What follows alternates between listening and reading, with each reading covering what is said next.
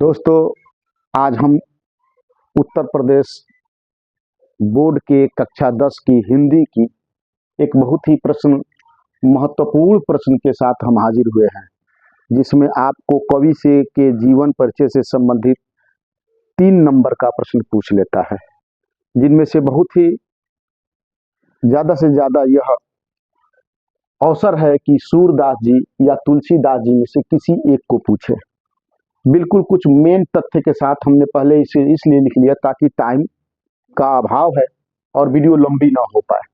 तो सबसे पहले यदि सूरदास जी के जीवन से संबंधित अगर आपको जीवनी लिखने की बात करता है, तो सबसे पहले हम जानेंगे कि सूरदास जी अष्टछाप के दिग्गज कवि। सूरदास जी का जन्म 1478 ईस्वी में मथुरा और आगरा जाने वाली सड़क पर एक ग्राम पड़ता है रूनकता। उसी रूनकता नामक ग्राम में रामदास सारस्वत के यहाँ जन्म लेते हैं। कुछ विद्वान इन्हें जन्मांध तो कुछ विद्वान इनके पद की रचना को देखते हुए जन्मांध होने से इनकार करते हैं, क्योंकि इनकी रचनाओं में इतना सजीवता का उदाहरण सहित व्याख्या मिलता है जो बिना दृष्टि के व्यक्ति इस प्रकार की व्याख्या कर नहीं सकता है। सूरदास जी चूंकि सारस्वत ब्राह्मण परिवार से थे, 18 वर्ष तक संगीत की शिक्षा लेने के बाद इन्होंने अपने गुरु वल्लभाचार्य को एक कृष्ण भक्ति का पद सुनाया और वल्लभाचार्य ने एक सलाह दिया, सुझाव दिया कि इन पदों को आप मौखिक नहीं बल्कि एक लिखित रूप में इनके क्रमबद्ध रूप से लिखना शुरू करिए। तब जाकर के इन्होंने कृष्ण भक्ति में जो भी रचनाएं या पद का निर्माण किया उसको उन्होंने क्रमबद्ध रूप से लिखना शुरू किया। और वहीं पे एक श्रीनाथ जी का मंदिर था, उस मंदिर में रह करके वो कृष्ण की भक्ति में लीन हो गए और कृष्ण भक्ति के पद गाया करते थे।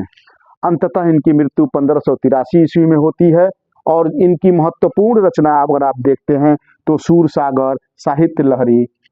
हाई स्कूल में सिर्फ एक ही रचना लिखने के लिए कहता है कि किसी एक रचना का नाम लिखिए, तो आप कम से कम 2 याद कर लीजिए, सूरसागर और साहित्य लहरी इनकी प्रमुख रचनाओं में से एक है। ठीक उसी प्रकार आइए तुलसीदास, चूंकि एक ब्राह्मण परिवार में यह भी पैदा हुए थे, इनका जन्म हुआ था राजापुर ग्राम जो चित्रकूट उत्तर प्रदेश में पड़ता है और इनका जन्म 1532 ईस्वी में हुआ और मृत्यु 1623 ईस्वी में होता है। यह एक ब्राह्मण परिवार में हुआ था इनका जन्म, जिनके पिता का नाम आत्माराम दुबे और माता का नाम हुलसी था। आइए, इनकी पत्नी का नाम रत्नावली है।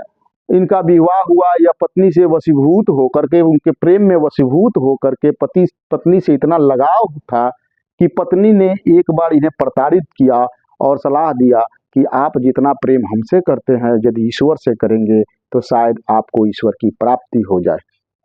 इस अवहेलना से, इस प्रताड़ना से कबीर दास जी के अंतरात्मा में ज्ञान उत्पन्न हुआ कि शायद मेरी पत्नी सही कह रही है, और उन्होंने फिर अपने ध्यान को राम भक्ति की ओर लीन कर लिया और इन्होंने राम भक्ति की रचना करते हुए और कई पद लिखे और फिर अंत में इनकी मृत्यु होती है 1623 ईस्वी में। बनारस के 80 घाट पर इनकी मृत्यु हो जाती है। इनकी कुछ महत्वपूर्ण रचनाएं हैं रामचरितमानस, जो आज डिबेट का भी कारण है, और विनय पत्रिका। तो इस प्रकार 2 कवियों का जीवन परिचय जो इस वर्ष आपको आने की अति महत्वपूर्ण ये प्रश्न है कि हम इसे लर्न कैसे करें। तो बस आप कुछ न करिए, इस तथ्य को याद रखिए।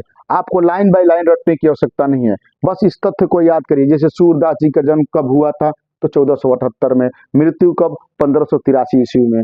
कहाँ पर हुआ था तो रूनकता है, रूनकता एक ग्राम है, मथुरा वाली सड़क पर एक ग्राम पड़ता है रूनकता, उसी ग्राम में हुआ था। इनका गुरु का नाम वल्लभाचार्य था, पिता रामदास सारस्वत एक ब्राह्मण थे और इनकी रचनाएं हैं सूरसागर, साहित्य लहरी।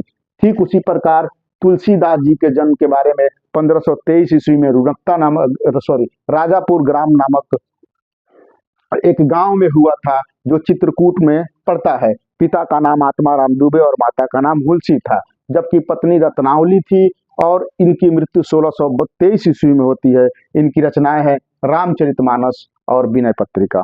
दोस्तों बस तथ्य याद कीजिए, तथ्य याद करेंगे बिना बर्डन बिना बोझ के आप आसानी से इसे जा करके परीक्षा में लिख सकते हैं। उम्मीद है प्रश्न अच्छा हुआ होगा, और यदि आपको ये पसंद आया हो तो लाइक करें, सब्सक्राइब करें। जय हिंद। लॉक कर दो।